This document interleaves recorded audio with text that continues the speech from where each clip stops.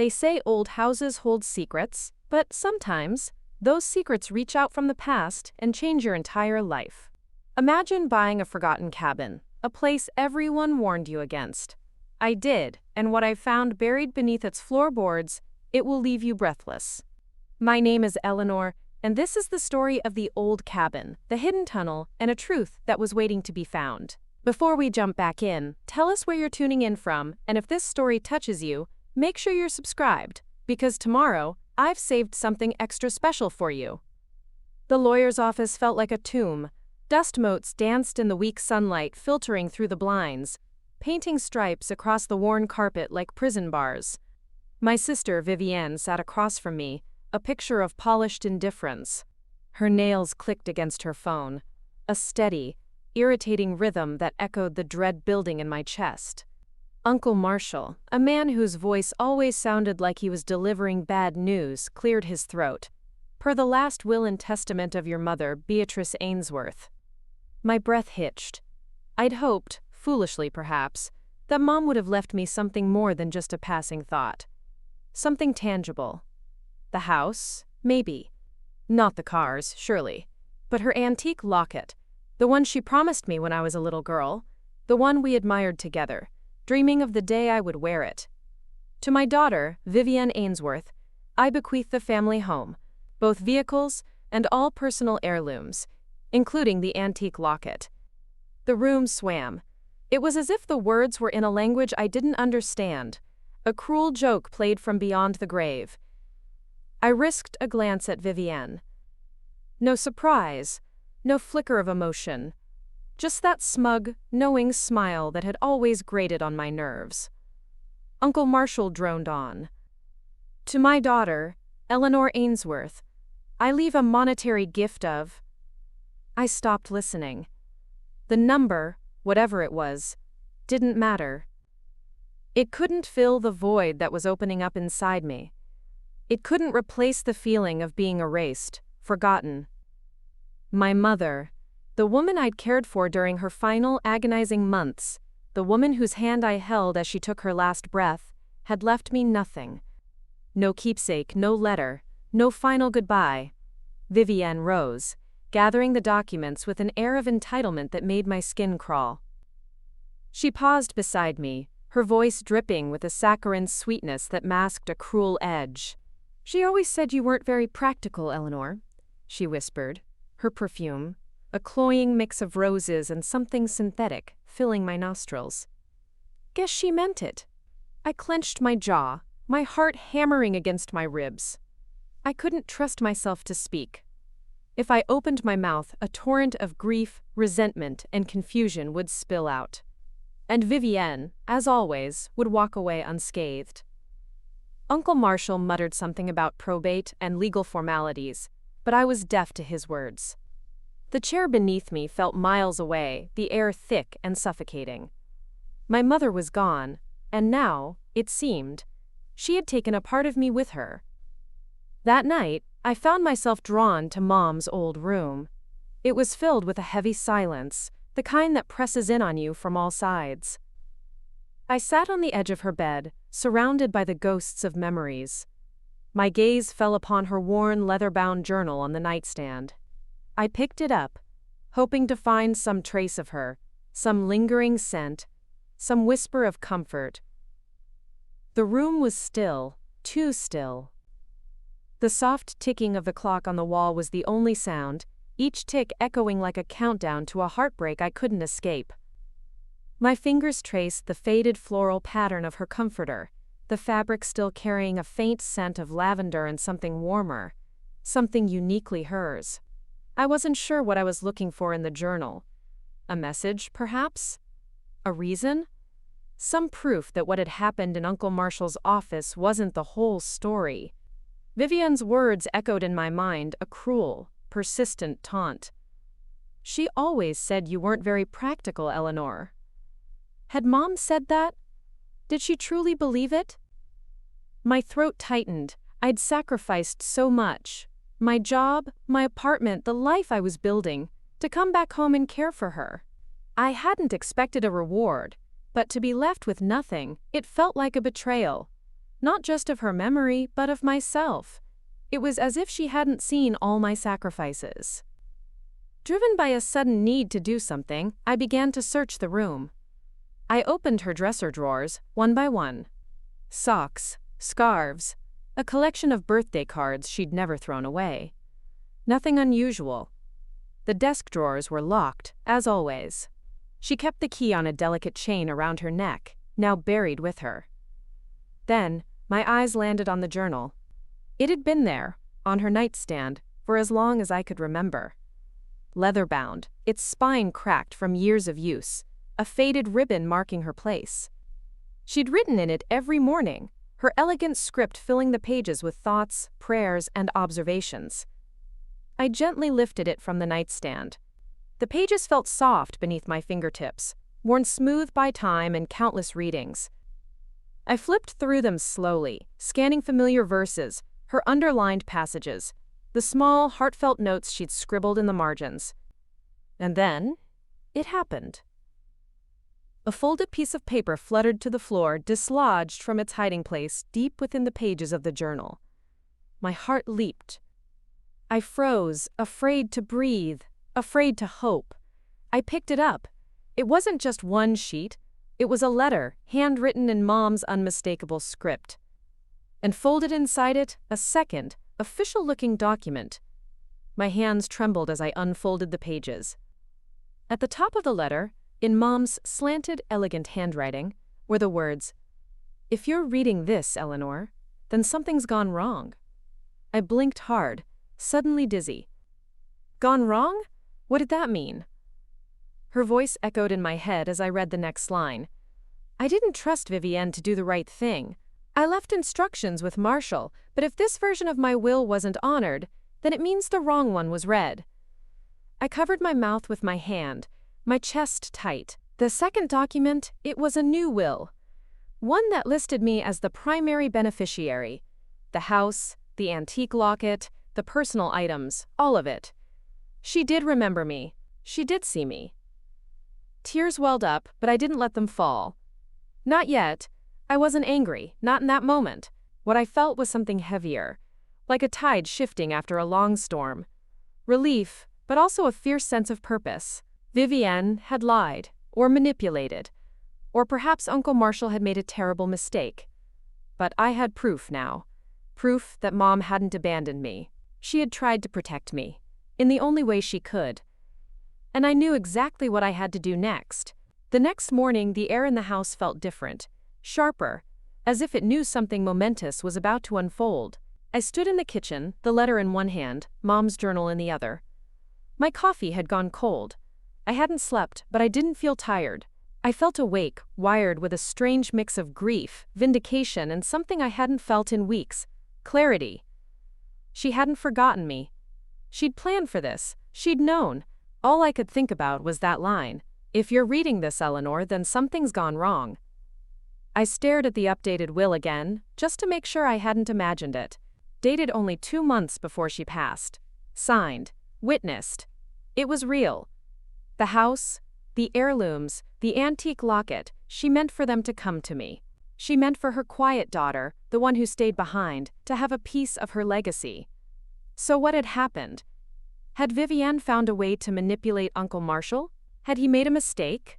Or had he simply used the wrong version of the will by accident? I didn't know. But I was done wondering. By mid-morning, I called Uncle Marshall's office. His assistant answered, polite but hesitant, as if she could sense the steel in my voice. I asked for an appointment. Urgent. Not later in the week, not next Tuesday. Today. I brought the letter, the journal, the updated will. I didn't tell Vivienne I was coming. I didn't need to. But when I arrived at the law office, she was already there. Sitting in the same chair as before, scrolling through her phone, her nails painted a deep, plum color today. I stopped in the doorway. She glanced up, gave me that little smirk again, the same one that had haunted me for years. Only this time, it didn't land. I held her gaze and sat down across from her. You look intense, she said, arching one perfect eyebrow. I found something, I said calmly. I placed the journal on the table between us. Then the letter. Finally, the updated will. Uncle Marshall walked in right as I laid it out. He paused in the doorway, his eyes narrowing as he took in the documents. His face shifted almost imperceptibly, from neutral to concerned. "This was in Mom's journal," I said, my voice steady. "It's dated later than the one you read. This is her final will." Vivienne sat up straighter, the color draining from her face. "What is that?" she asked, her voice no longer smooth, now sharp with an edge of panic. Uncle Marshall picked up the will, adjusted his glasses, and began to read quickly, his brows furrowed deeper with every line. He didn't say anything at first. "Marshall?" Vivienne snapped, her composure cracking. "This is ridiculous. That journal could have come from anywhere." "She wrote it," I said, barely above a whisper. "And she knew this might happen. That's why she left it somewhere only I'd look. She trusted me." He looked up, and I could see it in his eyes before he even spoke the words. "This document is valid," he said. "It's signed, dated, witnessed. It overrides the previous version." Vivienne's mouth opened, but no sound came out. She blinked once, twice, that smug smile completely gone. I didn't smile. I didn't gloat. I just sat there, still as stone. Because this wasn't about winning. It wasn't about property, or lockets, or houses. It was about truth. About finally being seen, heard, loved, even after she was gone. Vivienne stood abruptly, her chair scraping against the floor behind her. "Unbelievable," she muttered, grabbing her purse. I watched her go. This time, I didn't look away. Preparing and narrating this story took us a lot of time, so if you're enjoying it, subscribe to our channel. It means a lot to us. Now back to the story. Absolutely. Let's extend Eleanor's story and get her to that old cabin and the hidden tunnel. The first 3 parts laid the groundwork for her personal journey. Now we shift focus to the new mystery. The next day, with the will finally settled, I returned to Mom's old house. It felt different now, no longer a tomb of grief but a vessel of possibility. The key in my hand felt like it truly belonged, turning in the lock with a satisfying click that echoed Mom's unspoken welcome. The air still carried a faint, powdery scent of her perfume, clinging to the curtains and pillows, but it was no longer heavy with sorrow. Instead, it felt light, almost expectant. I walked through the living room, breathing it in, feeling the slow, steady rhythm of my own heartbeat, an ache in my chest that had lingered since the funeral finally beginning to recede. It was a bruise that was finally starting to heal. Heya. I sat on the edge of her bed, the journal open on the nightstand, its pages gently curled. Outside, her garden was already bursting with life. Yellow daffodils pushing up through the soil like tiny suns, just as she'd promised they would. I turned the letter over in my hands. I'd read it countless times, and each word still landed like a whispered hug. She hadn't forgotten me. She hadn't believed Vivienne's insidious whispers. She had trusted me enough to bury her truth where only I would find it. Mom's last gift wasn't the house, the locket, or the inheritance. It was her trust. But living here, in this house filled with decades of shared memories, now tinged with the bitterness of Vivienne's betrayal, didn't feel right. It was a beautiful home, filled with love, but it also held the echoes of recent pain. I needed a clean slate.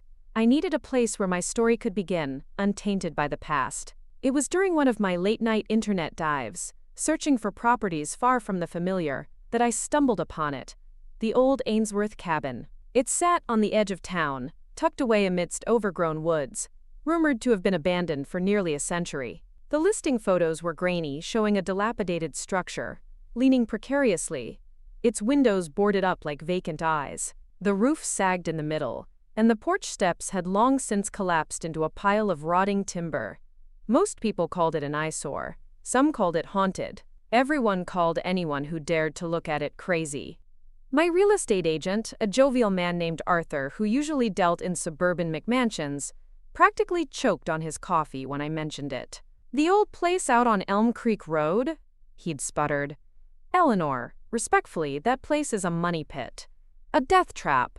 No running water, no electricity, barely standing. You'd be crazy to even consider it.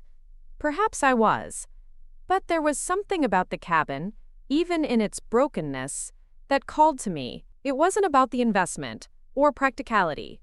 It was a gut feeling, a deep, resonant pull toward something untamed and forgotten. It represented a raw, unfiltered beginning, a place where I could pour my own energy and watch something new grow from nothing. The house I'd inherited was too comfortable, too ready-made. It felt like living in someone else's finished story. The cabin was a blank page, a challenge, do tell. I remember standing before it for the first time, a week after the will was settled. The air was thick with the scent of damp earth and decaying leaves. The woods around it were dense, ancient, towering over the cabin like silent sentinels. Vivian's scornful voice echoed in my head. She always said you weren't practical. Well, this was the epitome of impracticality. This was my declaration, my deliberate step away from everything she, and even my mother, or at least the version of her Vivian painted, thought I was. The cabin itself was worse than the photos. A gust of wind rattled the loose boards, sounding like a ghostly sigh. Yet as I looked at the weathered logs, the sturdy stone chimney, I didn't see decay. I saw resilience. I saw potential. I imagined stripping away the layers of neglect, revealing the sturdy bones beneath. It was a quiet place, profoundly so, unlike the constant hum of life in the city or even the polite suburban drone of my mother's neighborhood. Here, there was only the whisper of the wind, the rustle of leaves, the distant call of a bird. Ni. It felt like home in a way Mom's house no longer did. I bought it. With the monetary gift from the will, the one Vivian had dismissed so readily, I purchased the old cabin. Arthur sighed, shook his head, and mumbled something about good money after bad. But for the first time in months, I felt a spark of exhilaration, a sense of agency that had been stifled by grief and betrayal. I was Eleanor, and I was buying the crazy old cabin, and something deep within me knew, with a certainty that defied logic, that this was exactly where I was meant to be. The initial days at the cabin were a blur of dust, determination, and a surprising amount of satisfaction. I wasn't a construction expert, but I knew how to work. I'd spent years quietly observing Mom, how she meticulously tended her garden, how she fixed things around the house with a quiet competence that belied her delicate appearance. I tackled the cabin much the same way. My first task was clearing the overgrown path, hacking away at years of tangled vines and thorny bushes.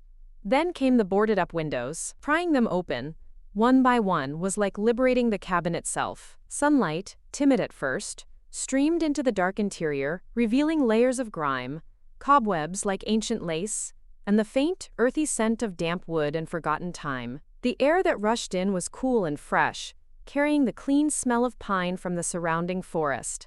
Each evening I'd drive back to Mom's house, exhausted but invigorated, my clothes caked in dirt, my hands rough with splinters.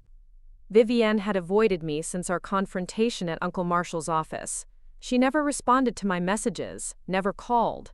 A strange, quiet peace had settled between us, not reconciliation but a cessation of conflict. And honestly, I didn't mind. My focus was entirely on the cabin.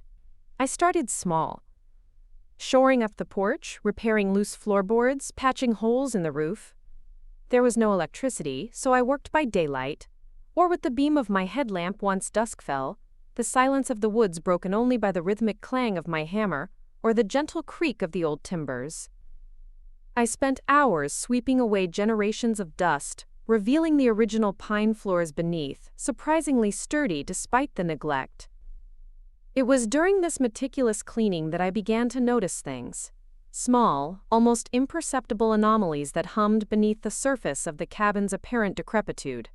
The walls, made of thick, hand-hewn logs, seemed to absorb sound, creating an almost unnatural stillness inside.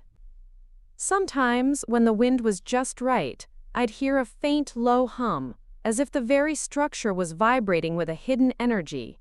I dismissed it as the wind, or the settling of old wood. Then there were the symbols. Etched faintly into one of the large support beams in the main living area, partially obscured by decades of grime, were a series of geometric patterns. They weren't graffiti, they were precise, deliberate, a series of interlocking triangles, a circle bisected by a wavy line, and something that looked like a stylized arrow. They were too faded to make out clearly at first, but as I scrubbed the wood, they slowly emerged. I found similar, even fainter markings carved into the underside of a windowsill in what would become my bedroom. They were old, very old, carved with tools long forgotten. They didn't look like typical pioneer carvings, not initials or dates. These felt purposeful, like a language I couldn't understand.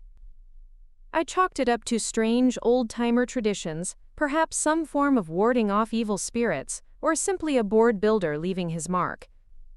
Yet, the feeling lingered. A persistent whisper that this cabin held more than just dust and forgotten memories. One afternoon, while replacing a particularly rotted floorboard near the hearth, my pry bar slipped, hitting something metallic beneath the subfloor. I knelt, pushing aside the debris, and saw it. A small, rusted iron ring, almost flush with the dirt. It looked like a handle, but there was nothing around it, just packed earth. Curious, I dug around it, unearthing a heavy, flat stone slab that seemed out of place. It was perfectly cut, too smooth, too deliberate to be a natural part of the foundation. My heart began to pound with a mixture of excitement and trepidation. This wasn't just a quirky old cabin. This wasn't just a renovation project. There was something here, hidden, waiting. The air suddenly felt charged, the silence of the cabin less comforting and more anticipatory. With a new burst of energy, I pushed on the stone, but it wouldn't budge. It was heavy, far too heavy for me to move alone. But the iron ring, the deliberate slab, the mysterious carvings, they all pointed to one undeniable conclusion. Someone had gone to great lengths to hide something here, and I, Eleanor, was about to find it. The discovery of the iron ring and the massive stone slab beneath the floorboard consumed my thoughts. Sleep became a mere formality, my mind buzzing with theories, possibilities, and an almost childlike excitement. I knew, without a doubt, that this was what the cabin had been whispering about. This was the secret it held. The next morning, I returned to the cabin armed with a heavy-duty crowbar, a flashlight, and a renewed sense of purpose. The sun was barely peeking over the treetops, casting long, eerie shadows through the dense woods. The air was cool, crisp, and charged with anticipation. The moment I stepped inside the cabin, I felt it, a hum in the silence, a palpable energy emanating from that section of the floor. I knelt, clearing away the remaining dirt and debris around the slab. It was roughly 4 feet by 3 feet, perfectly rectangular, its edges surprisingly smooth. The rusted iron ring was embedded firmly in one corner. I braced myself, inserted the crowbar under an edge, and heaved. The metal groaned against the stone, a high-pitched protest that echoed in the quiet cabin. Sweat beaded on my forehead, and my muscles strained, but the slab remained stubbornly in place. It was heavier than anything I had ever tried to move. Frustration began to set in, but I refused to give up. This wasn't just curiosity. It felt like a destiny. I adjusted my grip, took a deep breath, and tried again, putting every ounce of my weight and strength into the crowbar. This time there was a faint, scraping sound. A tiny gap, no more than a hair's width, appeared along one edge. Encouraged, I worked the crowbar around the perimeter, inch by agonizing inch, slowly prying the heavy stone upward. It took nearly an hour, punctuated by grunts and the metallic scrape of the crowbar. But finally, with a heavy, grinding sigh, the slab tilted up. A rush of cool, damp air wafted up from beneath, carrying with it a distinct, earthy smell, different from the cabin's usual scent. A deeper, richer aroma of soil and something ancient. My heart hammered against my ribs. I dropped the crowbar, scrambled back, and grabbed my powerful flashlight. Peering into the newly revealed opening, I saw it. Not a cellar, not a crawl space, but an opening leading down into absolute darkness. The edges of the opening were rough-hewn stone, leading into a narrow, vertical shaft. And at the bottom, just visible in the beam of my light, were rough-cut steps, descending into the unknown. It was a tunnel. A hidden tunnel, beneath the cabin that everyone said I was crazy for buying. A shiver ran down my spine, not of fear, but of profound wonder. This was bigger than a renovated cabin, bigger than a will. This was a secret, whispered by the earth itself, waiting for someone to listen. The air felt thick, heavy with the weight of untold stories. My hands were trembling, not from exertion but from the sheer magnitude of the discovery. I knelt at the edge of the opening, my flashlight beam cutting a path through the inky blackness. The steps seemed to disappear into an abyss, shrouded in mystery. What was down there? Where did it lead? Why was it here, hidden for so long? The questions flooded my mind, each one pulling me deeper into the cabin's secret. I took a deep, trembling breath. Every fiber of my being screamed caution, but a stronger force, an irresistible pull urged me forward. This was it. This was why I was here. This was why the cabin had called to me. I had to know. I had to explore. Mia. I carefully lowered myself into the opening, testing the first step with my foot. It was solid, cold, and felt strangely ancient beneath my worn boot. With one last glance back at the sunlit cabin, I began my descent into the darkness, into the heart of the secret that lay beneath the old cabin, ready to unveil its truth. The air grew colder with each step I took into the tunnel, damp and still, carrying the scent of rich, undisturbed earth. My flashlight beam cut a narrow path through the absolute darkness, dancing over the rough-hewn stone walls. The steps were uneven, clearly carved by hand long ago, leading me deeper and deeper. It was a descent into a forgotten world, one that had been hidden for generations beneath layers of neglect and silence. My heart hammered a frantic rhythm against my ribs, a mixture of exhilaration and a primal sense of caution. Every instinct screamed at me to be careful, but an undeniable pull, a magnetic force urged me onward. This wasn't just curiosity. It was a destiny. This was why the cabin, dismissed by everyone as a crazy purchase, had called to me so strongly. The passage was surprisingly long, curving gently to the left before leveling out. The walls here were less like natural rock and more like meticulously arranged stones, fitted together without mortar, a testament to incredible skill and patience. There were no cobwebs, no signs of recent animal life, just an eerie, pristine emptiness, as if the air itself had been preserved. I ran my hand along the cold stone, feeling the faint, deliberate grooves. After what felt like an eternity, the tunnel opened slightly into a small, alcove-like space. My flashlight beam darted around, revealing shelves. Crude, built into the rock, but definitely shelves. And on them, carefully preserved by the cool, dry air, were objects. My breath hitched. My beam settled on an old, leather-bound ledger, its pages yellowed but surprisingly intact. Beside it, a small, intricate wooden box, dark with age.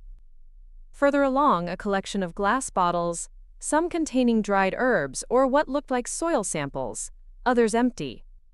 There was a rusted metal tool, unlike anything I'd ever seen, and a stack of rolled-up parchments, tied with faded twine. This wasn't just a tunnel.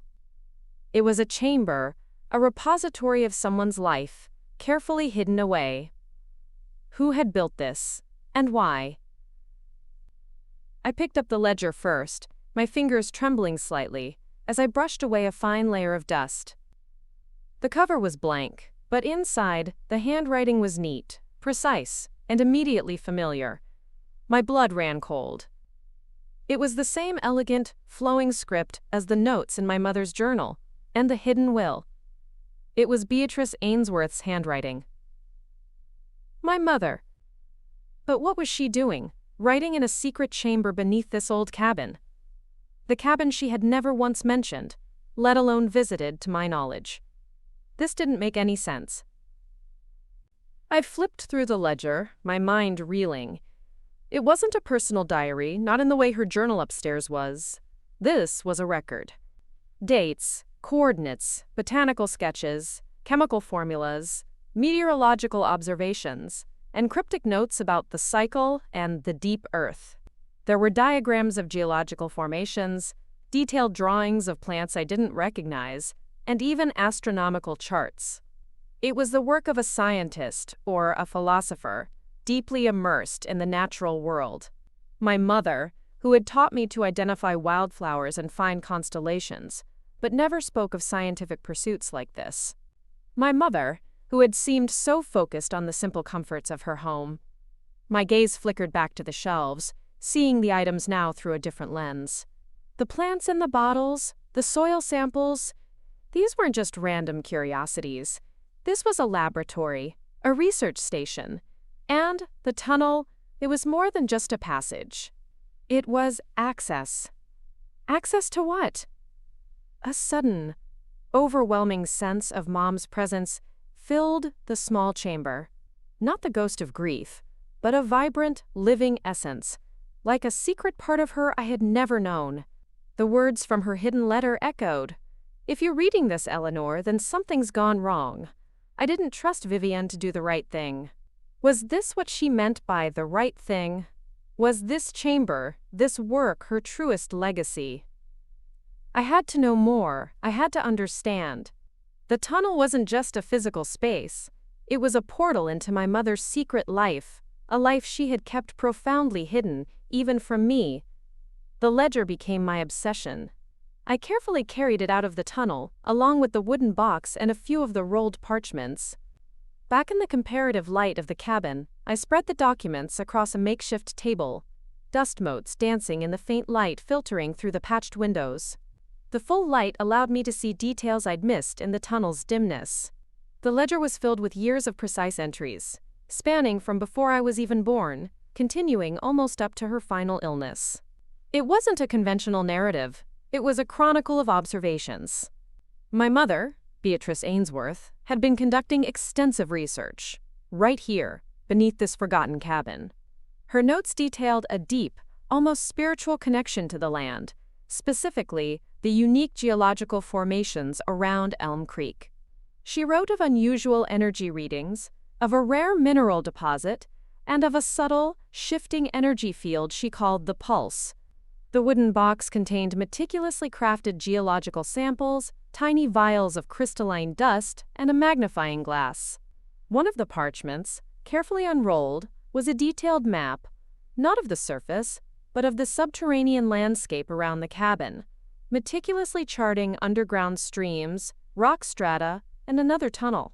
A deeper one, marked clearly with the symbol I had found carved on the cabin's beam, the interlocking triangles. Then came the shocking revelation. Tucked within the ledger, almost like a bookmark, was a faded photograph. It was Mom, much younger, perhaps in her late 20s, standing beside a box. Much older man, with a wild, professorial beard. They were both smiling, holding a large, oddly shaped rock. Behind them, faintly visible, was the entrance to the very tunnel I had just explored. And beneath the photo, written in my mother's hand, with my mentor, Professor Alistair Finch, the original Ainsworth, a true visionary. Alistair Finch, the original Ainsworth. The cabin was known locally as the Ainsworth Cabin because the family who first settled the land centuries ago carried that name. My mother, Beatrice Ainsworth, was descended from that original family, a fact she rarely spoke of, preferring to distance herself from what she called dusty lineage. But this meant her connection to this land, to this cabin, was far deeper than I could have imagined. Professor Finch, it turned out, was a renowned, if eccentric, geologist and parapsychologist from the early 20th century, known for his controversial theories about hidden ley lines and earth energies. My mother hadn't just bought this cabin, she had inherited a legacy, a secret mission. The crazy purchase was anything but. It was a continuation. The next entries in the ledger grew more urgent.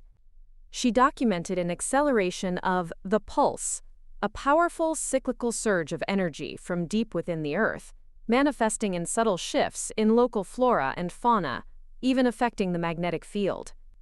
She believed this energy could be harnessed, not for power, but for understanding, for healing, for a deeper connection to the planet.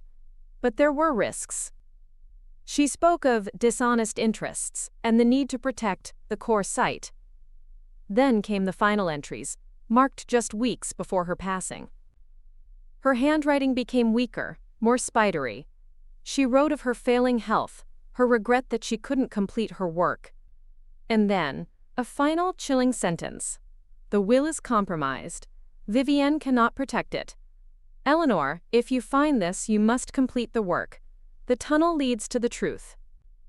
Guard it with your life. My mother wasn't just a quiet gardener or a loving parent. She was a guardian, a scientist, a protector of a profound secret tied to this very land, a secret that had been passed down through the Ainsworth line.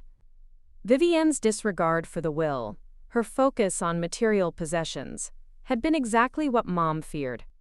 Vivienne would never have found the tunnel, never understood the true inheritance.